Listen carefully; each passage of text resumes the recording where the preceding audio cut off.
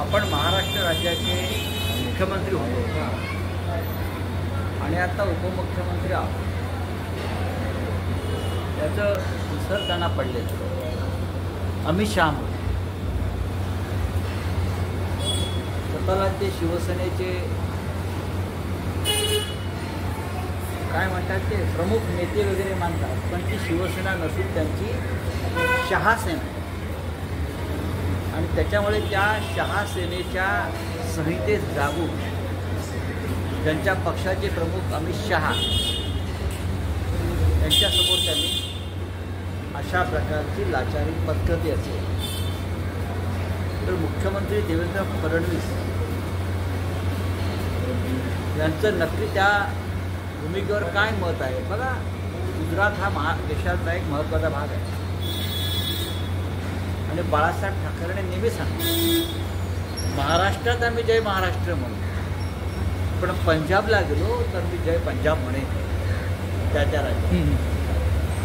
गुजरातला गेलो मी तर जय गुजरात म्हणतो. पण हे महाराष्ट्राचे पहिले मंत्री, उपमुख्यमंत्री आणि माजी मुख्यमंत्री आहेत की ज्यांनी या महाराष्ट्राच्या पुण्यनगरीमध्ये जय गुजरातचा नारा दिला. आम्ही जे म्हणतो की महाराष्ट्र गुजरातला विकण्याची प्रक्रिया सुरू झालेली आहे आणि त्याच्यावरती या सगळ्यांचे सही शिक्के आहेत. या स्पष्ट झालं हा महाराष्ट्राचा अपमान आहे. गुजरातविषयी आमच्या मनामध्ये कोणतंही द्वेष भावना किंवा चुकीचे विचार नाही आहे, पण महाराष्ट्राच्या मुख्यमंत्र्यांनी सध्याच्या उपमुख्यमंत्र्यांनी अशा प्रकारे आपल्या मालकाच्या समोर, शहांच्या समोर जय गुजरात म्हणणं म्हणजे त्यांच्या मनात नक्की काय चाललं आहे याचा तुम्ही त्यांना डुप्लिकेट शिवसेना म्हणताय. जय गुजरात म्हटल्यानंतर ते डुप्लिकेटच आहेत. त्यांच्या पक्षाचे प्रमुख अमित शहा आहेत ना, म्हणून ते डुप्लिकेट नाही तर त्यांना आम्ही शहासेना असं म्हणतो. ही शहासेना आहे आणि आपण शहासेनेचे सरदार आहोत.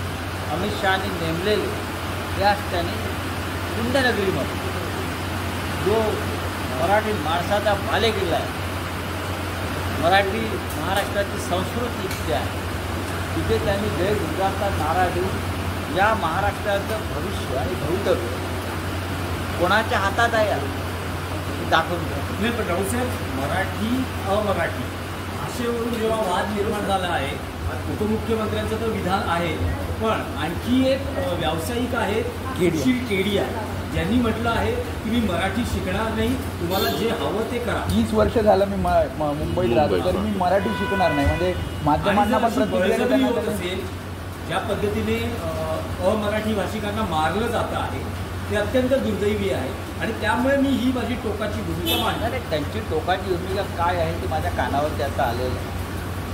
त्यांनी राज ठाकरे यांना आव्हान देण्याचा तो प्रयत्न केला, मी पाहिलं. आणि महाराष्ट्रात पाहून मी मराठी शिकणार नाही ही जी मस्ती वाढलेली आहे ती एकनाथ शिंदे, अमित शहा यांच्या राजकारणामुळे आज जे जय गुजरातचा नारा दिला त्याच्यामुळे त्या केडियासारख्या लोकांना बळ मिळतं आणि मराठीच्या विरुद्ध अशी भूमिका घेता यावी म्हणूनच तर अमित शहाने शिवसेना तोडली आणि फोडली. नाही रावसाहेब, आणखी एक विषय आहे रावसाहेब, हेच आहे की उद्या विजयोत्सव होतो आहे, 2 भाऊ एकत्र येणार आहेत, त्या पूर्वसंध्येला असा वाद पुन्हा एकदा उफाळून येतो. तुम्हाला काय वाटतं की काय हे नियोजनबद्ध सुरू आहे की हे असं माहीत नाही. त्यांच्या पोटात तर उठावर आलं एकनाथ शिंदे. त्यांच्या पक्षाची सुरुवात तर सुरतमध्ये झाली ना, त्यांच्या पक्षाची स्थापना ही सुरतला झाली. त्यांच्या पक्षाचा जन्म सुरतला झाला. त्याच्यामुळे त्यांच्या गर्भात आणि पोटात जे आहे सगळ्यांच्या ते बाहेर येते. नवीन